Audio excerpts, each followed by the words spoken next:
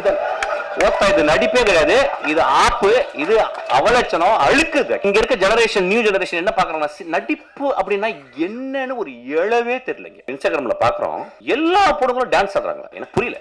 என்ன என்ன எல்லாருமே விழுறாங்க, அப்புறம் என்னமோ செக்ஸியா முதல்லாம் கடிக்கிறாங்க, எனக்கு புரியவே இல்லை. ஏன் இதோட அடிக்ஷன் உலகத்துல இருக்க முடியும்? ஒரு கேவலமான ஓத்தாங்கம்மா ஒரு பாட்டு இருக்கும், அந்த பாட்டை பார்த்துக்கிட்டு அவ உதரெல்லாம் கடிச்சுக்கிட்டு ஆ ஊ ஈ அப்படின்னு சொல்றல. நண்பர்களை, இதை விட மோசமான அடிக்ஷன் இந்த சமூகத்தில் இருக்கான்னு கேட்குறேன். என்னுடைய மனைவியினுடைய தந்தையார் அவர் அப்படியே அமைதியா ஈவினிங் வந்து அப்படியே மெதுவாக குடிக்க ஆரம்பிச்சு கத்த ஆரம்பிப்பார். நான் பார்த்து, என்னடா அது நல்லா தானே இருக்காரு, காலையில் நல்லா தான் இருக்காரு, மாப்பிள்ளை எல்லாம் பேசுறாரு, நைட்டானா அவங்க குடிச்சிட்டு. ஆனால் எந்த வச்சுக்க மாட்டேன், நான் அவர் ஒரு பெரிய குடிக்கிறாருல்ல, நான் செஞ்சிருவேன் கொஞ்சம் அவர் பயந்து அப்படி அட்ஜஸ்ட் பண்ணிடல. அப்ப நான் பாக்குறேன், இந்த சமூகத்துல யாரு குடிக்காரல. நான் அதான் சொல்றேன், நான் பெரிய குடிக்காரன். ஒருத்தன் இருக்கான் பாரு, இளையராஜான்னு ஒருத்தன், குடிச்சுதான் அதான் சைட் டிஷ் எனக்குலாம் போட்டு சைட் டிஷ். அதான் தமிழ் சினிமாவில் அதிகமாக குடித்தவனும் குடித்து கொண்டிருப்பவனும் குடிக்க போவனும் நானே. இப்போ நான் நிறையா இதை பற்றி பேசும்போது ஒரு ஐடியா ஒன்று வருது. எப்படின்னா வந்து இந்த படம் வந்து ஒரு அடிக்ஷனை பற்றி படம் அப்படின்னு சொல்லிட்டு. இப்போ எனக்கு அப்படி ஒரு இன்டர்பிரேஷனாக நான் அப்படி பார்க்கல. ஏன்னா தினகரை வந்து நான் வந்து இந்த படம் பார்க்கும்போது வந்து ஒன் ஆஃப் த ஃபைனஸ்ட் ரைட்டராக நான் பார்த்துருக்கேன். So any finest writer will not talk loudly. மேலே ஒன்று இருக்கும், ஆனால் கீழே சப்டெக்ஸ்டில் ஒரு கதை சொல்லுவான். இந்த ஒட்டுமொத்த படமும் ஒரு சப்டெக்ஸாக தான் நான் பார்க்குறேன். குடி மனிதன் தோன்றலேருந்து குடி இருக்கு. இப்போ ஃபென்னி அப்படின்னா அங்கே விளைந்த கோவாவில் வந்து போர்த்துகீஸ் வந்து அவங்க கொடுத்த அந்த விதையிலிருந்து ஒரு பலரசத்தை எடுத்து அதை போதை ஆக்கி குடிக்கிறோம். தமிழ்நாட்டில் ஆதியில் இருந்துச்சு. அதாவது வந்து எனக்கு அதை பற்றி ஃபுல்லாக தெரியும். ஆக்சுவலாக அவங்க சாராயமே எனக்கு காய்ச்சல் அளவுக்கு எனக்கு வந்து டெக்னாலஜி தெரியும். எனக்கு ஆக்சுவலாக நான் சினிமாவோட அதை கண்டுபிடிச்சிருக்கேன். எப்படின்னு கண்டுபிடிச்சிருக்கேன். அது மது உழப்பு வந்தால் பிறகு நம்ம கவலைப்படாது, நான் காய்ச்சிருவேன், கவலைப்படாது. ஒவ்வொரு நாட்டுக்கும் போகும்போதும் அந்த நாட்டில் வந்து அந்த குடி இருந்து கொண்டே இருக்கிறது. அப்போ குடி அப்படின்னும் போது சமூகம் எப்படி பார்க்குறதுனா வந்து ஒரு காரி துப்புனை எச்சல் போலதான் ஒரு குடியை பார்க்குறது. மது ஒரு காலத்தில் ஒரு பெரிய சேக்ரட், ஒரு கம்யூனல் பார்ட்டிசிபேஷன். ட்ரைபல், எல்லா ட்ரைபலும் இப்போ நீங்கள் வந்து இப்போ இங்கே இருக்க 6 ட்ரைபல்ஸ் இருக்காங்க. நம்ம இதில் தோடாஸ் இருக்காங்க, குறும்பாஸ் இருக்காங்க. அந்த குறும்பாவில் 2 இருக்குது. கிட்டத்தட்ட ஒரு 5-6 பேர் இருக்காங்க. 5-6 பேருக்கும் அவங்களுக்கு இண்டிஜினஸாக அவங்க கிரியேட் பண்ண மது இருக்குது. ஆனால் அந்த மதுவை எப்போ குடிக்கிறாங்க அப்படின்னா, ஒரு வருடத்துக்கு 4 நாட்கள் 5 நாட்கள் அவங்களுடைய கடவுள் வழிபாடு. அப்போ அந்த வழிபாட்டுக்கு படைக்கிறது வந்து மாமிசத்தை படைத்து மதுவையும் படைத்து, மதுவை குடித்து மாமிசம் சாப்பிட்டு விட்டு அன்று முழுதும் ஆடி களைத்து விட்டு அதை மறந்து விட்டு திரும்பி காட்டுக்குள்ளே வேட்டையாட போகிறாங்க. நாகரிகம் வளர்ந்த பிறகு அதை வந்து நம்ம வந்து அதை சொசைட்டலாக நம்ம வந்து கன்வெர்ட் பண்ணிக்கிறோம். ரோமானியர்கள் வந்து அவ்வளவு குடியிலே இருந்ததாங்க. முகலாய நம்ம ஹிஸ்ட்ரி ஆஃப் முகல் எம்பையர்ஸை பார்க்கும்போது வந்து சில பேர் வந்து ரொம்ப ரொம்ப ஸ்ட்ரிக்டாக வந்து அப்ஸ்டெயினாக அவுரங்கசீப் மாதிரி இருந்தாங்க. சில பேர் வந்து இன்டெல்ஜ் பண்ணாங்க. ஸோ உலகம் ஃபுல்லாக பிரிட்டிஷர்ஸு. நீங்கள் வைன் செல்லாரை வந்து பார்த்தீங்கன்னா, பிரிட்டனில் போய் பார்த்தீங்கன்னா, ஒரு வீட்டில் வந்து அவனுக்கு வந்து கோடி ரூபாய் பேங்க்கில் இருக்கோ இல்லையோ, கோடி ரூபாய்க்கு ஒர்த்தான வைனை வந்து அவன் செல்லரில் வைக்கிறான்.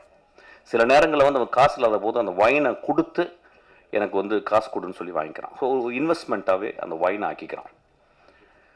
ஒரு ஸ்காட்லாண்டு முழுதும் விஸ்கி இருக்குது.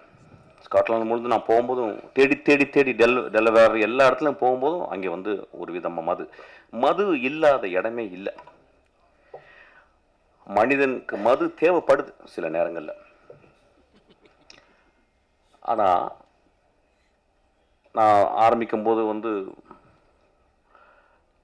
இந்த படத்தை பற்றி பேசுறதுக்கு இப்படி தான் ஆரம்பிக்கணும்னு இப்போ நினைக்கிறேன். நானும் மதுவை விரும்பி நேசித்து குடிப்பவன். ஆனால் ஒரு நாள் கூட அந்த மது என்னையை கண்ட்ரோல் பண்ணதில்லை. அந்த மதுவை குடிக்கும் பொழுது ஒரு என்னைய பொறுத்தல நான் அசிஸ்டன்ட் டைரக்டர் வந்து எப்படின்னா, சாராய கடைக்கு போகும்போது அசிஸ்டன்ட் டைரக்டர் இருக்கும்போது ஒரு குவார்ட்டர் வாங்குற காசு இருக்கும், மோஸ்ட்லி ஓல்டு மங்கு, 2 டாக்டாய்ஸ் கொசுவத்தியோடு உள்ளே போவேன். என்னை பேச ஆரம்பிச்சபோது சினிமா பேச ஆரம்பிச்சிடும். சிவாஜியை பேசுவோம், பாலச்சந்தர் பேசுவோம், பாரதராஜாவை பேசுவோம், இளையராஜாவை பாடுவோம். ஸோ எங்களுக்கு பெரிய கான்ஃப்ளிக்ட் யாருன்னு கேட்டால் அந்த கொசுத்தலை தான். ஸோ எங்கள் பக்கத்தில் 2 கொசுவத்தி எரியும். ஒரே ஒரு குவார்ட்டர் ஓப்பன் பண்ணி அடிக்க ஆரம்பிப்போம், பேச ஆரம்பிப்போம். அப்புறம் நான் பாட ஆரம்பிப்பேன். எங்கேருந்தோ ஒரு குவார்ட்டர் வந்துடும் எனக்கு, நான் பாட ஆரம்பித்த மாதிரி.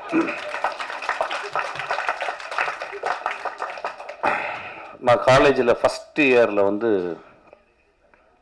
செட்டிநாடு பாலிடெக்னில் வந்து நான் வந்து அந்த ஃபஸ்ட் இயர் முடியும் போது செகண்ட் இயர் வந்து குடிச்சிட்டு என்ன பண்ணாங்க, எனக்கு பாட சொன்னாங்க. நான் பாடின பாட்டு வந்து பொண்ணை போல ஆத்தா. எப்படி பாடினேன்னு தெரியல, ஃபஸ்ட் ப்ரைஸ் கொடுத்துட்டாங்க எனக்கு. செகண்ட் இயர் முழு குடி. டேய் நீ என்ன பாடல, அப்படியா? அவன் போய் பாடினேன் அந்த பாட்டு, அதே பாட்டு தான் பொண்ணை போல ஆத்தா, ஃபஸ்ட் ப்ரைஸு. தேர்ட் இயரும் அதே பாட்டு ஃபுல் குடி, ஃபஸ்ட் ப்ரைஸு. ரொம்ப ரொம்ப ரொம்ப கேர்ஃபுல்லாக இங்கே இருக்கணும். எப்படின்னா, என்னுடைய குடி இருக்கும் பொழுதும் எனக்கு எப்பயும் வாழ்க்கை சந்தோஷமாகவும் ஹோப்பாகவும் இருந்து கொண்டே இருந்தது. இந்த படம் அவன் என்ன சொல்லியிருக்கான்னு எனக்கு தெரியல. அது வந்து I have to go deeply into, I don't want to go because it's my interpretation is very important. கதை சாப்பிட்டீங்க, போர் அடிக்குது. கதை சாப்பிட்டுங்க, அங்கே யாரும் குடிச்சிட்டு தராங்க.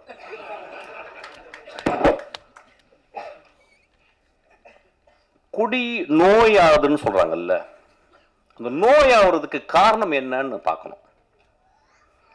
இந்த குடியில் நோயாகும் மனிதர்களை நீங்க 99 விழுக்காடு one of the greatest human பீங்ஸா இருக்காங்க. பார்த்துருக்கீங்களா?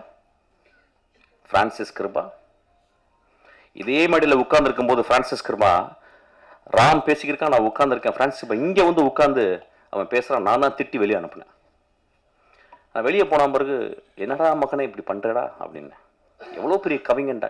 இன்னைக்கு என்னுடைய நண்பன் சங்கர் சுப்பிரமணியம் மிகப்பெரிய எழுத்தாளன், பெரிய கவிஞன். அவன் எழுதின ஒரே நாவலை, ஐ திங்க் கனியே ஏதோ ஒரு நாவலை படிச்சுக்கிருக்கான். எப்படி படிச்சுக்கிருக்கான்னா, விழுந்து படிச்சுக்கிருக்காரு சங்கர்.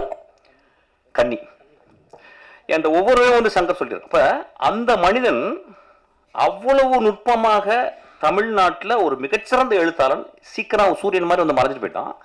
அப்போ ஏன் அவன் அடிக்ஷனுக்குள்ளே போனான் அப்படிங்கும்போது ரொம்ப ரொம்ப நுட்பமாக கவனிக்கணும். நம்ம வீட்டில் இருந்து ஒரு கிலோமீட்டருக்குள்ள, ஒரு அரை கிலோமீட்டருக்குள்ள நம்ம நண்பர்கள் சில பேர் வந்து போகிறதுக்கு காரணம் இந்த சமூகம் கொடுக்கும் அழுத்தம். இந்த படம் பார்த்துட்டு வந்து ரொம்ப கேர்ஃபுல்லான விஷயம் வந்து, என்னுடைய மகனை, எனக்கு மகன் இருந்தால் என்னுடைய நண்பன் இருந்தால் நான் எப்படி பார்த்துக்கணும்னு ரொம்ப முக்கியம். ஒருத்தன் ஒரு குடிக்குள்ள போயிட்டு அவன் வந்து அடிக்ட் ஆகுறான் அப்படின்றது. ஏன்னா எல்லாமே அடிக்ஷன் தான். போன் அடிக்ஷன், இப்போ நம்ம வந்து வெற்றி சொன்ன மாதிரி வந்து கேட்ஜெட் அடிக்ஷன், இன்ஸ்டாகிராம் அடிக்ஷனு. இப்போ நம்ம இன்ஸ்டாகிராமில் பார்க்குறோம், ரொம்ப ஆச்சரியமான ஃபெனோமெனன் பார்க்குறேன். எல்லா பொண்ணுங்களும் டான்ஸ் ஆடுறாங்களா என்னன்னு புரியல. தமிழ்நாட்டில், இந்தியா ஃபுல்லாக எனக்கு புரியல. எனக்கு என்ன எல்லாருமே விழுன்றாங்க. அப்புறம் என்னமோ செக்ஸியாக முதல்லாம் கடிக்கிறாங்க. எனக்கு புரியவே இல்லை. ஏன் இதோட அடிக்ஷன் உலகத்தில் இருக்க முடியும்? எனக்கு புரியல. ஒரு அழகான பெண், என் மகள், அவ யாரோ ஒருத்தி அழகு லட்சணமா இருக்கா.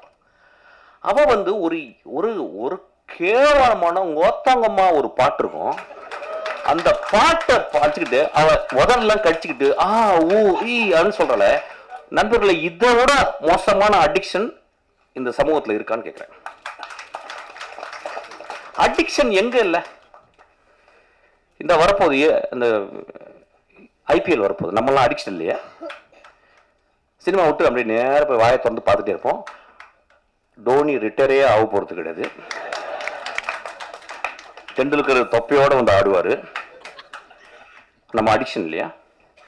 இந்தியா பாகிஸ்தான் எத்தனை வாட்டி தோத்துருக்கோம், ஜெயிச்சிருக்கோம். நாளைக்கு இந்தியா பாகிஸ்தான் நாக்க திறந்து பார்ப்போம் அப்படின்னு பார்க்க போறோம். Are we not addicted? சினிமாவை முதல் ஷோ போய் பார்க்கறது அடிக்ஷன் கிடையாதா? ரசிகர் மன்றவங்க பெரிய பெரிய கார்போர்டை வச்சு அதுல இருந்து பால் ஊத்துறது அடிக்ஷன் கிடையாதா?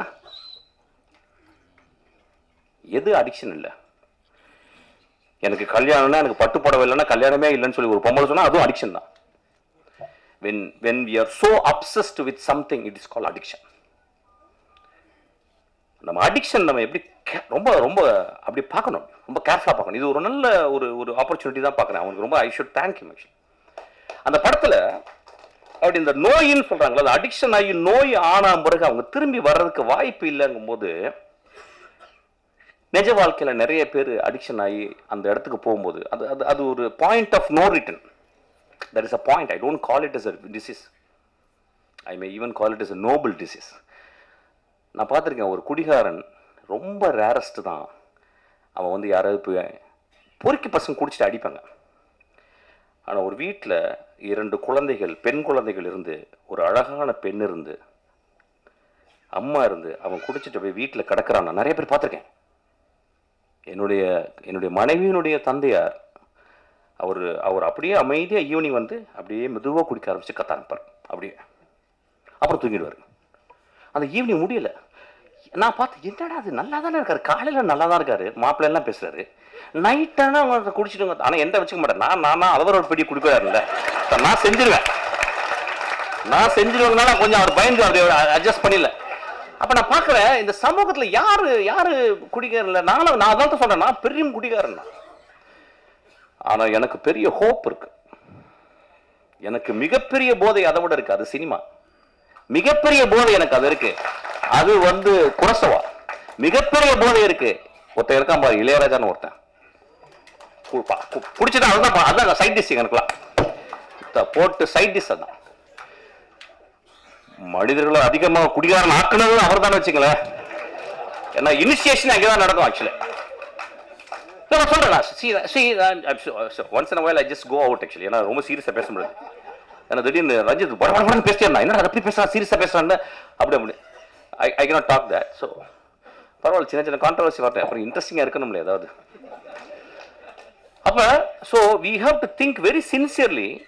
இந்த படம் வந்து எல்லாருமே பார்க்கும்போது உடனே ஒரு கட்டம் கட்டியோ அவன் தான் பயந்துகிட்டே இருக்கான் வயிற்றுல புளிச்ச கரைச்சி 24ஆம் தேதி எல்லாம் குடிகார கதை பண்ண நினச்சிக்கிறேன். ஏங்க ஒரு எக்ஸ்ட்ராடர் ரைட்டர் நான் சொல்லிட்டேன். அவன் எக்ஸ்ட்ராடர் ரைட்டர் என்ன பண்ணுறான், தான் முதல் படம் எடுக்கும்போது அவன் தேர்ந்தெடுக்கிறான் என்ன கதை பண்ணலான்னு. எப்படியாவது ஒரு குத்துப்பாட்டு வச்சு ஒப்பேத்திடலாம், ஒரு பெரிய தலைக்கு வந்து கதை சொல்லி எதாவது பண்ணிடலாம், ஏதோ ஒன்று சொல்லி பண்ணிடலாம், இப்படிலாம். அவன் தன் சமூகத்தையும் தான் வாழ்ந்த இடத்தையும் அவன் சேகரித்த அந்த ஆர்ட் மூலியமா உத்துப்பாக்க தெரிஞ்ச எல்லா விஷயங்களையும் கம்பைல் பண்ணிட்டு யோசிக்கிறான். அவனுக்கு வந்திருக்கும், ஏன் ஒரு மனிதன் குடியால் பாதிக்கப்பட்ட ஒரு மனிதனே நான் புரோட்டாகனிஸ்டாக, நான் ஒரு கதாநாயகன் நான் ஏன் சொல்ல வேண்டும் அப்படின்னா, இந்த பாயிண்ட் ஆஃப் நோ ரிட்டனுக்கு போன மனிதர்கள் இருக்காங்க பாருங்க. இப்ப பாருங்க, அந்த நான் சொன்ன அந்த பிரான்சிஸ் கிருபா, அவன் அந்த பாயிண்ட் ஆஃப் நோ ரிட்டன் போய் வர முடியல. 99 விழுக்காடு அந்த இடத்துக்கு போன பிறகு அவங்களாம் வர முடியல. ஸோ ஒரு குடிகாரன் ஆகுவதற்கு மிகப்பெரிய காரணம் ஒன்றும் இல்லை, கனடா நாட்டில் ஃபர்ஸ்ட் நேஷன்ஸ் அங்கே இருந்த மனிதர்கள், அமெரிக்கா நாட்டினுடைய அங்கே இருந்த செவ்விந்தியர்களை நம்ம போயிட்டு கொன்று இழுத்து அவங்கள ரோட்டில் விட்டுட்டு குடியை வாங்கி கொடுத்தோம். அவன் நிலத்துல மரங்களோடையும் பறவைகளோடையும் நிலத்துலையும் வாழ்ந்த மனிதனை அவன் நிலத்தை பறிச்சுக்கிட்டு, எப்படி வெள்ளைக்காரன் வந்து நம்ம நிலத்தை பறிச்சான் பாருங்க, பறிச்சுட்டு அவனுக்கு குடியை வாங்கி கொடுத்தோம். நண்பர்களே, நீங்க கனடா போனீங்கன்னா இங்க என்ன ட்ரிபிள் ஏ இருக்கு, அங்கே அவ்வளவு ரீஹாப் சென்டர்ஸ் இருக்கு. காலையில 7 மணிக்கு 5 மணிக்கெல்லாம் அந்த குளிர்லையும் அவங்க குடிச்சிட்டு ரோட்ல கிடப்பாங்க. பனியில கிடக்கிற ஆளுங்க நான் பார்த்துருக்கேன். ஏன் வந்துச்சுன்னு நம்ம பார்க்கணும். நம்ம ரொம்ப தள்ளி போயிட்டு ஒரு காரி துப்புற மாதிரி ஒரு குடியாரம் படுத்திருக்கும் போது அப்படி பார்த்து போயிடுறோம். அவன் ஒருவேளை பிரான்சிஸ் கிருபாவாக இருக்கலாம். பிரான்சிஸ் கிருபா ஏன் அப்படி வந்தான்னா, நீங்க பிரான்சிஸ் கிருபாவுடைய லைஃபை போயிட்டு நீங்க போய் பார்க்கணும். அதுக்கு யாராவது நிச்சயம் ஒரு காரணம் இருக்கும். ஒரு குடியாரலாக இந்த சமூகத்தில் புறந்தள்ளப்பட்டவர்கள், அதுக்கு நம்மளும் ஒரு காரணம் நான் சொல்ல வரேன். அதுக்காக தான் அந்த படம் எடுத்திருக்கேன். அந்த படத்தினுடைய முதல் பகுதியில் வந்து ஒரு கதைக்கு தேவையான எஸ்டாப்ளிஷ்மெண்ட் மட்டும் அவன் பண்ணியிருக்கான். அவன் அது ரொம்ப போக முடியல. ஆனா அது ரொம்ப எனக்கு வந்து பொருந்தமா இருந்துச்சு. ஏன்னா குடிகாரர்களை பத்தி நான் பார்த்துக்கிட்டே இருக்கேன். நானே குடிகாரன், எனக்கு தெரியும். என்னைய அப்பப்போ கனடால போய் பார்ப்பேன். ஆக்சுவலா அந்த மனிதனுக்கு ஹோப் இல்லை லைஃப்ல. ஏன்னா ஒரு கடுமையான வறுமை. அவன் ஒரு பெரிய ஆர்டிஸ்ட். அவன் சொல்றான், ஏய் என் வேலையை நீ சொல்லாதறான்றான் குடிச்சிட்டு. ஆனா குடிச்சிட்டு சொல்றான். அவனை யாராவது அங்க இருக்கவன், அண்ணா நீ எவ்வளவு பெரிய ஆர்டிஸ்ட்னா, நான் சாயங்காலம் குடினா, ஆனா இந்த ஆர்ட் ரொம்ப முக்கியம்னு. ஒருவேளை அவனுக்கு இந்த சமூகம் சரியான வேலையும் சரியான அவனுடைய அறிவுக்கு அங்கீகாரம் கொடுத்திருந்தால் அவன் குடித்திருக்க மாட்டான். அவன் ரோட்ல போய் யாரையுமே அடிக்கலங்க அந்த படத்துல. அவன் ரோட்ல போற பொம்பளை கை பிடிச்சிடல. தன் மனைவி, தான் கைவிட்டு போன மனைவி இன்னொரு மனிதனோட நிற்கும் போதும் இவன் எழுதின அந்த கதாபாத்திரம் ரொம்ப அமைதியா இருக்கு. அவன் போய் சட்டை பிடிக்கலங்க. உலகத்தின் மிகச்சிறந்த சீன் அது. அந்த இடத்துல அப்படியே நிக்கிறான். அமீர் சொன்னார், ரொம்ப அழகா சொன்னார். அவர் ரொம்ப நுட்பமான மனிதன். அவர் சொன்னார், அந்த மனைவி கேட்கிறா, 10 வருஷம் என் ஆசை விட்டுட்டு போயிட்டேடா. ஏடா 10 வருஷம் முதல் நாள்ல இருந்து குடிக்கிறேன். 10 வருஷம் எங்க அப்பா அம்மா பொத்து ஓன்ட்டு கொடுத்தாங்கடா, உன்னை நம்பி வந்தனடா. 10 வருஷம் என் இளமையை இழந்துட்டேனடா. நீ குடிக்கும் போது மட்டும், குடிச்சிட்டு போதை வரும்போது மட்டும் என் பக்கத்துல வந்து படுத்திருக்கேடா. என் உள்ளத்தை நீ வந்து என்னைக்காவது பார்த்திருக்கியாடா? உடலை மட்டும் தான்டா பார்த்திருக்கேன். நான் சமைச்சு போட்ட மீன் குழம்பை மட்டும் தான்டா ரசிச்சிருக்கேன். என் உள்ளத்தை ரசிச்சிருக்கியான்னு கேட்குறான். ரொம்ப எக்ஸ்ட்ரானரியான ஒரு இடம். ஆனா அந்த மனிதன் அந்த இடத்துல ரொம்ப அமைதியா நிற்கிறான். ஸோ ரொம்ப ரொம்ப careful. Cinema it is not just portray facts, it's a fictional reality. ரியாலிட்டியோடைய பெருசு நான் ஃபிக்ஷன் சொல்லுவேன். இல்லைன்னா காஃப்காவுடைய மாஸ்டர்மார்ஃபசிஸை இன்னும் இந்த உலகம் படிச்சுட்டு இருக்குமா? One day Gregor Samsa woke up and found he became a vermin or an insect அப்படின்னு சொல்ற இதை விடவா ஒரு பெரிய ஒரு ஃபேரிடேல் இருக்க முடியும்? ஸோ இந்த படமும் ஒரு ஃபேரிடேல தான் நான் பார்க்குறேன். ஏன்னா ஒரு நம்ம சமூகத்தில் ஒரு குடிச்சுக்கிறத நம்ம பக்கத்தில் பார்க்க மாட்டோம். குடிக்கிறவன் தன்னை அவனுக்கு பார்க்கறதுக்கு வாய்ப்பு கிடையாது. குடிகாரனோடு வாழ்ந்து கொண்டிருக்கும் அந்த குடும்பம் அவனை எப்படி அவனோட அன்பு செலுத்த முடியும்னு தெரியாது. இந்த படம் அதை சொல்லிக் கொடுக்கும். ஒரு குடிகாரன் இந்த படத்தை பார்த்தால் நான் ஹோப்போட நான் எப்படி வருவேன்னு இந்த படம் கத்துக்கு தரும். ஒரு குடிகாரனோடு இருந்த ஒரு மனைவி இந்த படத்தை பார்த்தா, என் மாமாவை, என் அத்தானை நான் பத்திரமாக எப்படி இன்னும் அன்பு செலுத்தி அவனை பத்திரமாக அந்த அந்த பாயிண்ட் ஆஃப் அந்த இறப்புல இருந்து நான் கொண்டு வருவேன்னு இந்த படம் கத்துருங்க.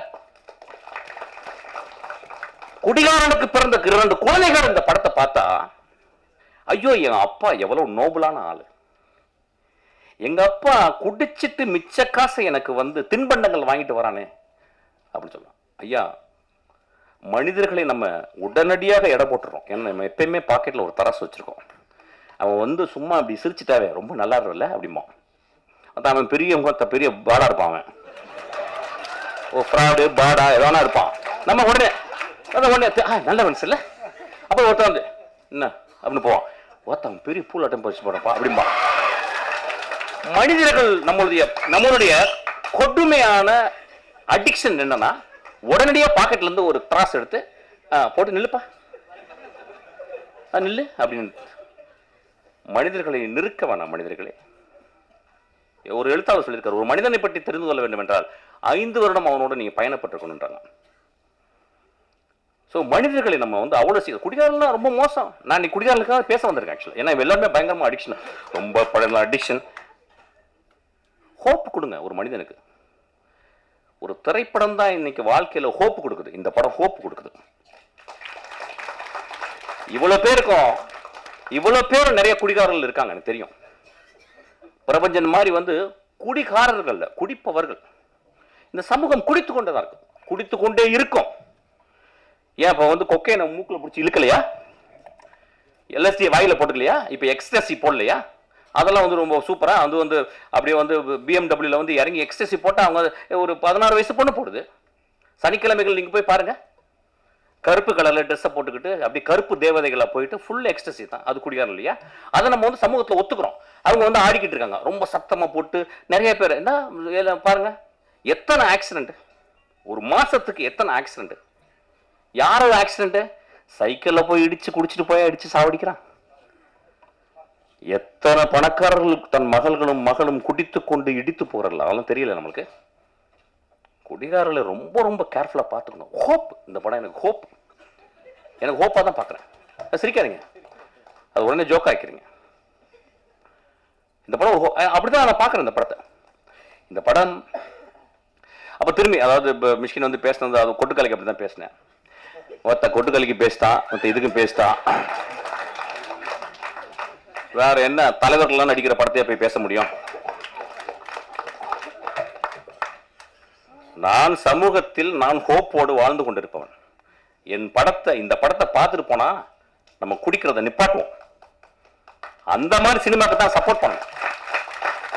ஒரு கொட்டுக்காலியை பார்த்தா அது தலையில கொட்டுச்சு, அதை ஒத்துக்க முடியல. ஒரு சமூகத்தை தலையில கொட்டினான், ஒட்டுமொத்த சமூக தலைவன். கொட்டக்கூடிய படங்கள் தான் இதுவும். ஒரு காலி தான் அது. பாட்டில் ராதா ஒரு காலி தான், ஒரு காளியாத்தா தான். அவன் காளியாத்தா உள்ளனாலதான், உள்ள போனாலதான் அவனுக்கு இந்த படத்தை எழுத முடிச்சு. அவன் ஈஸியா அப்படியே வந்து ஒரு படத்தை வச்சு நீளம் போனச்சுன்னா மட்டும் ஒரு ஆட்டம் ஆடிட்டு ஒரு மொத்தம் அப்படி பண்ணா படம் ஓடிடுமே. அவன் ஏன் கஷ்டப்படுறேன்னு சொல்றான். கஷ்டப்பட்டு படம் எடுக்கிறேன், கஷ்டப்பட்டு படம் எடுற மயிறு மொத்தம் நம்ம அதுதான் நான் வந்திருக்கோம். என்ன போகும்போது கையில 2 பாட்டில் 2 வந்து ஊதுபத்தி எல்லாம் வச்சுட்டா உள்ள போறோம். போன அப்படியே தான் எங்க அப்பா போனார், பார்த்தேன் அப்படியே வாழ ஆண் திறந்தே போனார். ஆக்சுவலா அங்கேயும் மண் உள்ள போயிடுச்சு. ரைட், அங்கேயும் போகும்போது கத்துறான் எங்க அப்பா. நண்பர்களே, சினிமா ரொம்ப ரொம்ப அவசியம். ஏன் சொல்ல வரேன்னா, இதை வந்து ஒரு ஒர்க் ஆஃப் ஆர்ட். இப்போ வந்து சோமசுந்தரத்தை பற்றி நான் பேசணும்னு ஆசைப்படுறேன்.